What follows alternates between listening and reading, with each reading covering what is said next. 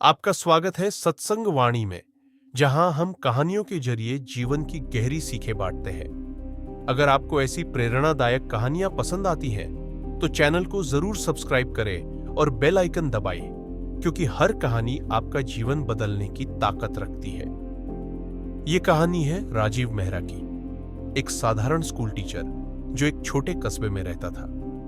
राजीव अपने सच बोलने के स्वभाव के लिए पूरे शहर में जाना जाता था, लेकिन सच बोलना हमेशा आसान नहीं होता।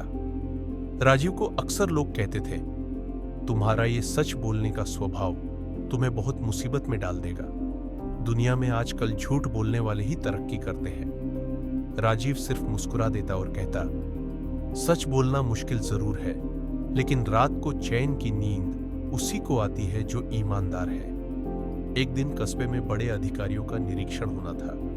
राजीव जिस सरकारी स्कूल में पढ़ाता था, वहां हालात बहुत खराब थे। बेंच टूटे हुए, ब्लैकबोर्ड फटे हुए और बच्चों के पास किताबें तक नहीं थी। मुख्याध्यापक ने सभी शिक्षकों को बुलाकर कहा, इंस्पेक्शन के दिन आप सबको बस यही कहना है कि सब कुछ ठीक है। बाकी की चीजें मैं अधिकारियों को समझा दूंगा। अगर आप लोगों ने कुछ गलत बोला तो नौकरी पर असर पड़ सकता है। सभी शिक्षकों ने सिर हिला दिया, पर राजीव चुप रहा। उसकी अंतरात्मा उसे झूठ बोलने की इजाजत नहीं दे रही थी। रात को उसकी पत्नी ने भी कहा, देखो राजीव, थोड़ी देर का झूठ बोलने में क्या बुरा है। नौकरी बचेगी, वरना तुम्हें मुसीबत झेलनी पड़ेगी। राजीव ने पत्नी की आंखों में देखा और बोला, मैं बच्चों को ईमानदारी सिखाता हूं और खुद झूठ बोलूं। ये तो खुद अपने पेशे के साथ विश्वासघात होगा। इंस्पेक्शन के दिन अधिकारी आए। जब राजीव से पूछा गया कि स्कूल की स्थिति कैसी है, तो उसने सब सच सच कह दिया। सर, बच्चों के पास किताबें नहीं है, बेंच टूटे हुए हैं और हमें सुधार की जरूरत है।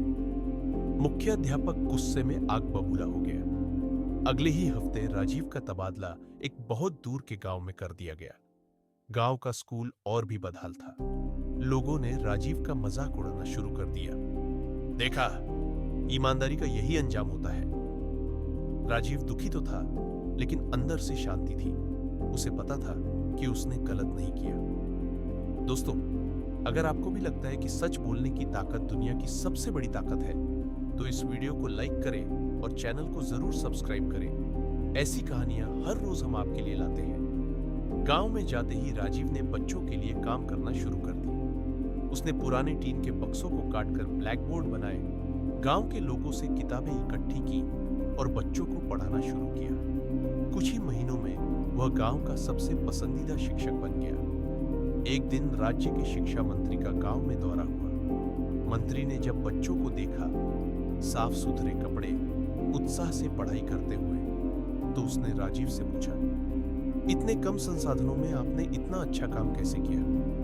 राजीव ने कहा, सर, बस मेहनत और बच्चों के लिए प्यार। मंत्री ने तुरंत उसी समय उसका नाम राज्य के सर्वश्रेष्ठ शिक्षक पुरस्कार के लिए भेज दिया। एक बड़े समारोह में राजीव को सम्मानित किया गया। टीवी चैनलों पर उसकी कहानी दिखाई गई। उसी मुख्याध्यापक ने, जिसने कभी उसका तबादला करवा दिया था, अब खुद मंच पर खड़े होकर उसकी तारीफ की। राजीव मुस्कुराया और बोला, सच बोलने से शुरुआत में नुकसान हो सकता है, लेकिन अंत में सच की जीत हमेशा होती है। दोस्तों, इस कहानी से हमने 5 बातें सीखी। एक, सच बोलना मुश्किल है, लेकिन यही आपका असली सम्मान दिलाता है। 2, शुरुआत में लोग आपका मजाक उड़ाएंगे, लेकिन समय सबका जवाब देता है। 3, ईमानदारी से किया गया काम कभी व्यर्थ नहीं जाता। 4, झूठ थोड़े समय का सहारा देता है, सच लंबे समय का। 5, धैर्य रखें। सच बोलने वालों की जीत देर से होती है, लेकिन पक्की होती है।